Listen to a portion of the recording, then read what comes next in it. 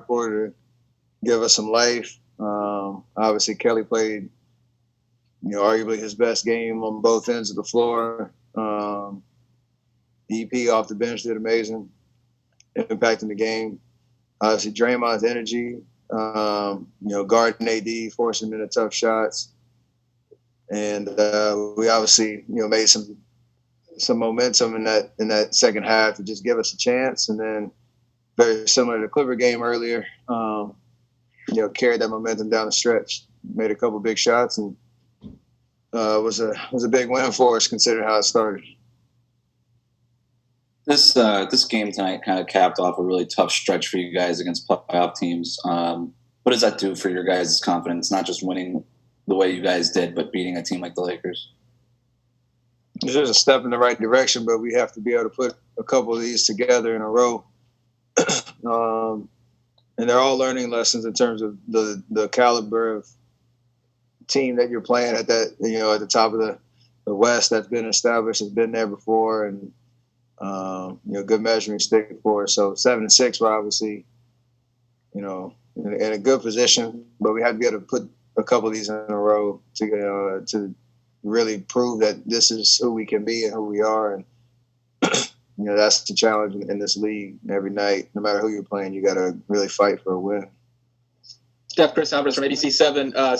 Steve always talks about building an identity. So how do these wins, comebacks against two of the best teams in the league, really help you guys build an identity?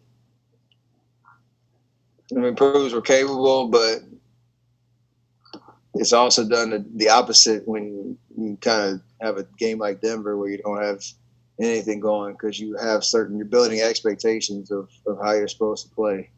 So you got to remember what the difference was first half to second half tonight, bottle that up, bring it against, we play the Spurs on Wednesday, and just keep plugging away. We're getting really good reps and identifying, like to your question, what it is going to take for us to win against the best teams in the league, and we got to just go out and do it. Steph, you play at a very high level tonight. Do you think it could be a campaign to win the MVP, or you not focus on it? It's never about that in terms of how you think about each day. It's about winning and stack on good outings, good performances, good wins. That narrative takes care of itself. But I think no matter how each game goes, in a night like tonight where I didn't shoot it well at all, I didn't play great. I was aggressive, but I didn't shoot it well. And then you come down, fourth quarter, and our team gave us an opportunity to win the game, and then obviously make some plays that helps. So it's going to be a collective effort for us to be in a situation where we're winning enough for anybody to be considered in that conversation. Steph Curry, Mark. And you two injuries. Go ahead, sir. Go ahead. And others. You did not face LeBron for a long time, and you beat him again. What feelings did the game leave you against the King? It was a good win, man. Good win.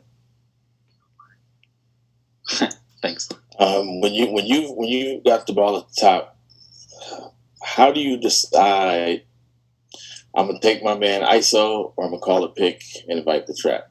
It felt like tonight you had a better matchup going one-on-one against a smaller guy than inviting Anthony Davis into it. Like, what's the decision-making process when you're weighing those two options?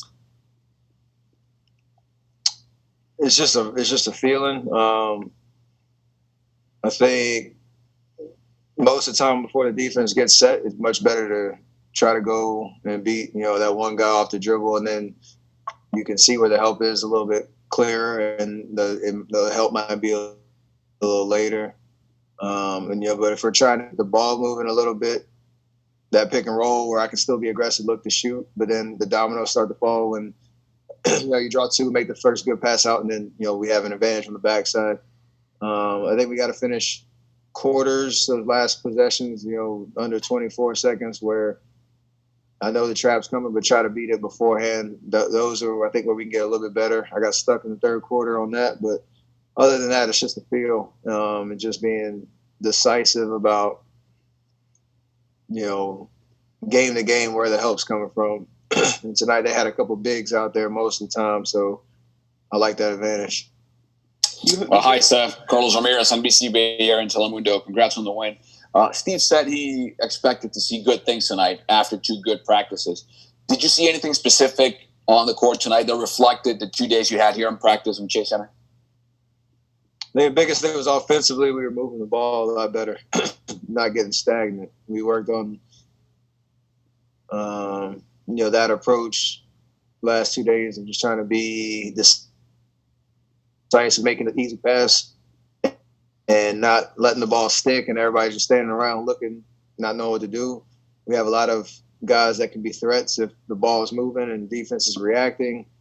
And especially in that second unit, they did an amazing job of just making the Lakers defend.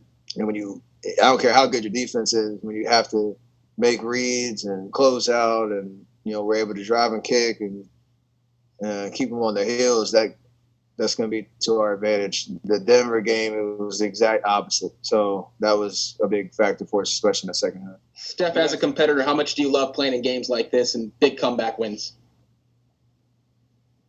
I mean, they're fun, but you hate being down by 19, whatever it was. So, we never feel like we're out of a game. Those first 2, we keep talking about it. The Nets and Milwaukee game, it was kind of a different feeling. But now like you said, we don't want to get in those positions, but just keep fighting. Crazy things have happened. We've done it twice now. Just want to be able to do it to other teams if we can, get leads early and make the game a little easier.